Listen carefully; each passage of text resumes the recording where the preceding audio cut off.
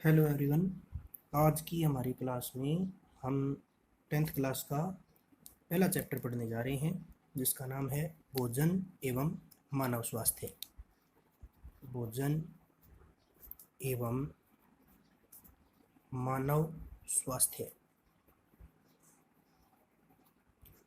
ये चैप्टर आपके सिलेबस में 4 अंक कवर करता है और 4 अंक में से परीक्षा पैटर्न के हिसाब से बोर्ड परीक्षा में 1 अंक का अति लघुरात्मक प्रश्न आएगा और 3 अंक का लघुरात्मक प्रश्न आएगा। ये 1 अंक का अति लघुरात्मक प्रश्न बहुत ही सिंपल और सहज भाषा में होगा और 3 अंक का जो लघुरात्मक प्रश्न होगा ये या तो 3 भागों में एक एक करके ऐसे बंटा हो सकता है या फिर 2+1 इस प्रकार बंटा हो सकता है। पिछले जो साल 2019 के पेपर में हमने देखा था वो 1-1-1 इस प्रकार अंक करके आया था और इस बार भी इसी प्रकार क्वेश्चन इसका आया है। चलिए अब बात करते हैं चैप्टर के बारे में। तो चैप्टर का प्रथम नाम है भोजन। तो भोजन हमारे लिए शरीर के लिए क्यों आवश्यक है? तो क्योंकि भोजन से हमें ऊर्जा मिलती है। भोजन से हमें क्या मिलती है? ऊर्जा मिलती है। ये ऊर्जा क्यों ज़रूरी है? ये ऊर्जा विभिन्न कार्यों को पूरा करने के लिए ज़रूरी है। भोजन के कुछ विशेष भाग हैं, भोजन के अवयव कहते हैं इन्हें, जिनमें पहला है कार्बोहाइड्रेट। कार्बोहाइड्रेट। दूसरा है वसा। तीसरा है प्रोटीन। चौथा है विटामिन। पांचवा है खनिज लवण। खनिज लवण। और छठा आहारी रेशे। ये मुख्य भाग हैं भोजन के। सबसे पहला भाग कार्बोहाइड्रेट। अनाज जो हम ग्रहण करते हैं, रोटी खाते हैं, चावल खाते हैं, दलिया खाते हैं, उनसे हमें कार्बोहाइड्रेट प्राप्त होता है। कार्बोहाइड्रेट हमारे भोजन का सबसे बड़ा भाग होता है। सबसे बड़ा भाग कार्बोहाइड्रेट होता है। वसा, ये कार्बोहाइड्रेट की तुलना में अपेक्षाकृत कम होता है। कार्बोहाइड्रेट की तुलना में अपेक्षाकृत कम होता है, लेकिन ऊर्जा वसा से सबसे ज़्यादा मिलती है। वसा जो है वो घी, तेल और चिकने पदार्थ जो आप ग्रहण करते हैं उनसे आपको मिलता है वसा। वसा को अंग्रेजी में फैट कहते हैं।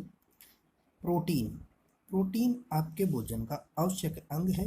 इसकी कमी होने से रोग होने लगते हैं। वैसे तो सभी चीज़ों की कमी होने से आप रोगग्रस्त हो सकते हैं। प्रोटीन जो है वो आपको दालों से मिलता है। अक्सर दालों में ये ज़्यादा होता है। वैसे तो हरी पत्तेदार सब्जियां, दूध, ये सब चीज़ें खाते हैं, उनमें भी होता है, अंडे में भी प्रोटीन होता है, लेकिन दालों में विशेषकर ज़्यादा पाया जाता है प्रोटीन। सोयाबीन, मूंग, चना की दाल, ये सब में प्रोटीन ज़्यादा होता है। छिलके युक्त भोजन में भी प्रोटीन ज़्यादा होता है। विटामिन। विटामिन भोजन का सूक्ष्म भाग होते हैं, बहुत ही छोटा भाग होते हैं, किंतु भोजन के लिए बहुत ही आवश्यक अंग होते हैं। अगर इनकी सूक्ष्म मात्रा में, यानी जो थोड़ी सी मात्रा आवश्यक है उसमें थोड़ी भी कमी हो जाए तो ये मानव स्वास्थ्य पर बहुत बुरा प्रभाव डालते हैं और इससे मानव शरीर रोगग्रस्त हो सकता है।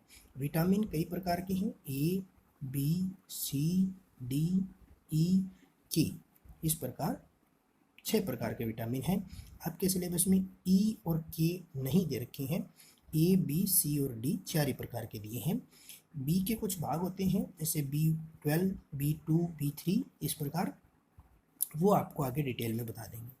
खनिज लवण की बात करें तो जमीन से प्राप्त होने वाले कुछ ऐसे अवयव जो मानव शरीर की वृद्धि और विकास के लिए जरूरी हैं, वो खनिज लवण है। खनिज लवण जैसे सोडियम है, मैग्नीशियम है, फॉस्फोरस है, कैल्शियम है, पोटेशियम है, ये सब खनिज लवण। इनके अलावा आयरन भी होता है, मोलिब्डेनम भी होता है, बहुत सी चीज़ें होती हैं जो शरीर के लिए ज़रूरी है और ये सब चीज़ें हमें भोज्य पदार्थों से ही मिलती हैं। जैसे हम नमक खाते हैं तो उसमें सोडियम, पोटेशियम, आयोडीन, आयरन है, और मैग्नीशियम है, इन सब की पूर्ति हमें भोज्य पदार्थों से ही हो जाती है। आहारी रेशे जो हम हरी पत्तेदार सब्जियां सलाद में खाते हैं, जैसे ककड़ी है या पत्ता गोभी है, ये सब जो होते हैं ये आहारी रेशे के अंतर्गत आते हैं। आहारी रेशे वैसे जो हम हरी पत्तेदार सब्जियां खाते हैं उनका हमारे शरीर में पाचन नहीं होता है, क्योंकि इनमें एक सेल्यूलोज नामक पदार्थ पाया जाता है, और सेल्यूलोज के पाचन के लिए मानव में एक विशेष अंग का होना जरूरी है जिसे अंधनाड़ कहते हैं। और ये अंधनाड़ मनुष्य में तो पाया नहीं जाता, पशुओं में पाया जाता है। ठीक है, तो पशु जो है वो हरा चारा खाते हैं, उनको पाचन होता है, उन्हें कोई प्रॉब्लम नहीं है। लेकिन मनुष्य जो है वो हरी कोई भी चीज़ खाता है उसका पाचन नहीं होता। तो सर हम खाते ही क्यों हैं? हम इसलिए खाते हैं जिससे कि हमारा पाचन आसान हो सके। ये सेलुलोज हमारे शरीर में पाचन नहीं होता है, लेकिन हमारे पाचन को आसान बना देता है। इसलिए हम जो हरी पत्तेदार सब्जियां और आहारी रेशे को भोजन में शामिल करते हैं। इतनी बात आपको क्लियर है? कोई दिक्कत हो तो आप कमेंट बॉक्स में ज़रूर लिखें। अब हमने बात की भोजन के विभिन्न अवयवों की, तो इसके आधार पर हम भोजन के दो प्रकार बनाएंगे। एक तो हो गया संतुलित भोजन और एक हो गया असंतुलित भोजन। भाई एक तो संतुलित भोजन हो गया और एक असंतुलित भोजन हो गया। संतुलित भोजन किसे कहेंगे? वह भोजन जिसमें भोजन के सभी अवयव पर्याप्त मात्रा में उपलब्ध हों उसे संतुलित भोजन कहेंगे। और असंतुलित भोजन की परिभाषा क्या होगी? वह भोजन जिसमें भोजन का कोई भी एक आवश्यक अवयव विद्यमान ना हो उसे असंतुलित भोजन कहेंगे। संतुलित भोजन जो है इसका विशेष महत्व है, ये मानव शरीर के लिए जरूरी है। अगर आदमी संतुलित भोजन खाएगा तो उसका शरीर स्वस्थ रहेगा। पहली बात, साधारण सी बात है, शरीर स्वस्थ रहेगा। दूसरी बात, उसके शरीर में रोग प्रतिरोधक क्षमता ये भी क्या हो जाएगी? बढ़ जाएगी। तीसरा, व्यक्ति जो है वो दिमागी रूप से स्वस्थ रहता है। दिमागी रूप से स्वस्थ मतलब स्वस्थ तन कब होगा? जब आप अच्छा भोजन खाओगे। और स्वस्थ मन भी कब होगा? जब आप अच्छा भोजन करोगे। मन से मतलब होता है दिमाग। दिमागी रूप से भी व्यक्ति क्या होगा? स्वस्थ होगा। और इस प्रकार ये संतुलित भोजन का महत्व है। यानी संतुलित भोजन क्या होगा? संतुलित भोजन से शरीर स्वस्थ एवं मजबूत बनता है। संतुलित भोजन से व्यक्ति में रोग प्रतिरोधक क्षमता का विकास होता है, रोग प्रतिरोधक क्षमता बढ़ती है और व्यक्ति दिमागी रूप से स्वस्थ होता है। अब ये प्रभाव जो महत्व है वो असंतुलित भोजन करने से नहीं होता। अब असंतुलित भोजन की परिभाषा नहीं पूछते हैं, संतुलित भोजन की परिभाषा पूछ सकते हैं, संतुलित भोजन का महत्व पूछ सकते हैं। असंतुलित भोजन की परिभाषा इसलिए नहीं पूछते हैं क्योंकि असंतुलित भोजन जो होगा वो व्यक्ति में एक विशेष प्रकार का नाम है कुपोषण को जन्म देगा। भाई देखो, पोषण का अर्थ हो गया भली भांति प्रकार से भोजन करना, उसको पचाना और शरीर की वृद्धि एवं विकास जारी रखना, ये हो गया पोषण। कुपोषण का मतलब क्या हो गया? पोषण का उल्टा, यानी भली भांति प्रकार आप भोजन नहीं कर रहे हैं और शरीर की वृद्धि एवं विकास सुचारू रूप से नहीं हो रहा है। भली भांति प्रकार भोजन से मतलब है ये जो 5-6 अवयव हमने लिखे इनमें से किसी एक तत्व की लंबे समय तक कमी होना। लंबे समय तक याद रख के आपको शब्द काम में लेना है परिभाषा में। कुपोषण में क्या होता है? व्यक्ति को किसी न किसी विशेष प्रकार के रोग हो जाते हैं। अब कुपोषण जो है वो डिपेंड करता है प्रोटीन का कुपोषण है या विटामिन का कुपोषण है। ये दो प्रकार के कुपोषण है। खनिज लवण का कुपोषण है, क्योंकि सामान्य तौर पर कार्बोहाइड्रेट अनाज तो व्यक्ति खाएगा ही खाएगा। वसा जो है वो किसी न किसी माध्यम से शरीर में प्रवेश करती रहेगी, चाहे वो घी हो, तेल हो। मुख्य रूप से प्रोटीन, विटामिन और खनिज लवण, इन 3 चीज़ों की कमी हो सकती है गरीबी के कारण या अज्ञानता के कारण।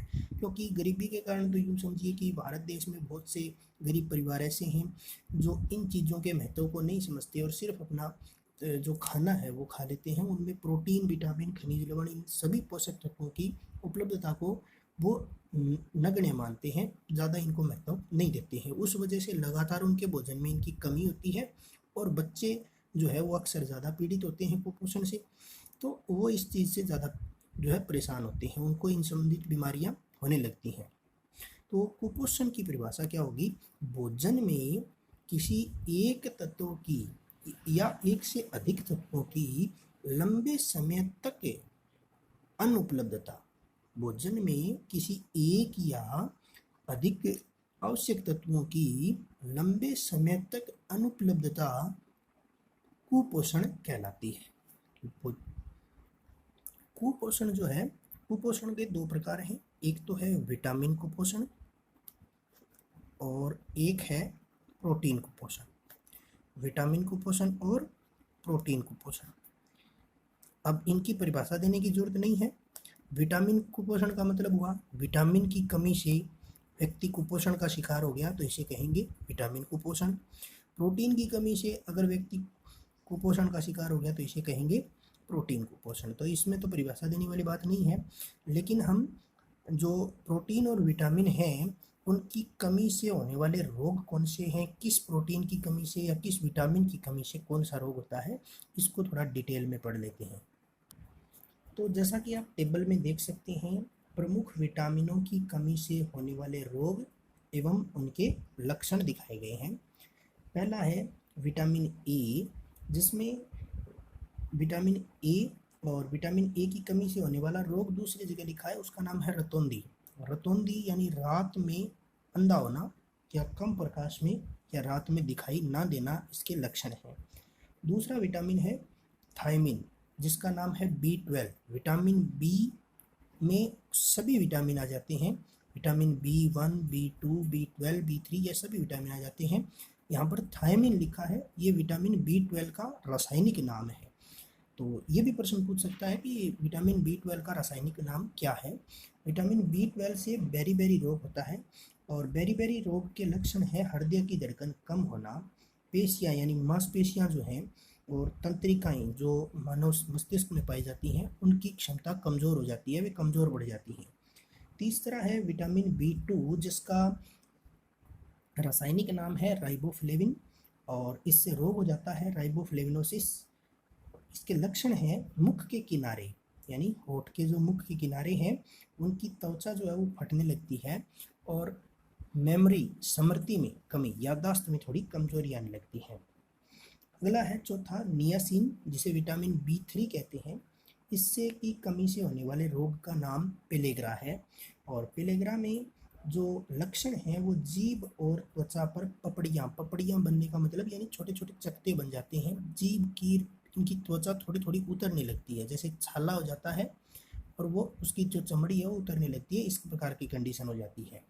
और अगला है विटामिन सी, जिसका रासायनिक नाम है एस्कोर्बिक अम्ल और ये सकरवी रोग को जन्म देता है इसकी कमी होने से। और इसका लक्षण है मसूड़ों से खून आना, त्वचा पर चकते बनना, इस प्रकार के लक्षण हैं। विटामिन डी का रासायनिक नाम है कैल्सीफेरोल, जिससे रिकेट्स रोग हो जाते हैं और इसके लक्षण हैं पैरों की हड्डियां मुड़ जाना और घुटने पास पास आ जाना। अब ध्यान से देखिए, इस टेबल में बहुत से प्रश्न छुपे हैं। इस टेबल में पहला प्रश्न तो जैसे मैं आपको बना के बताऊं तो ये है, पैरों की हड्डियां मुड़ जाना और घुटने पास पास आना किस रोग के लक्षण है, यह किस विटामिन की कमी से होता है, इस विटामिन का रासायनिक नाम लिखिए। यहाँ पर आपसे 3 प्रश्न पूछ लिए। पहला, ये रोग बता दिया, ये लक्षण बता दिए, इसका रोग का नाम बताइए। दूसरा प्रश्न, इस रोग को किस विटामिन की कमी से होता है, विटामिन डी की कमी से रिकेट्स रोग होता है। और तीसरा, इस विटामिन का रासायनिक नाम कैल्सीफेरोल लिखिए। मतलब ये प्रश्न जो है बहुत ही अच्छी क्वालिटी का प्रश्न है। इस टेबल में आपको बहुत से प्रश्न मिल जाएंगे, अतः इस टेबल को आपको एकदम अच्छे से याद कर लेना है, ठीक है। बाकी जो प्रोटीन कुपोषण है उसकी टेबल को हम कल डिस्कस करेंगे। आज के लिए इतना ही, धन्यवाद।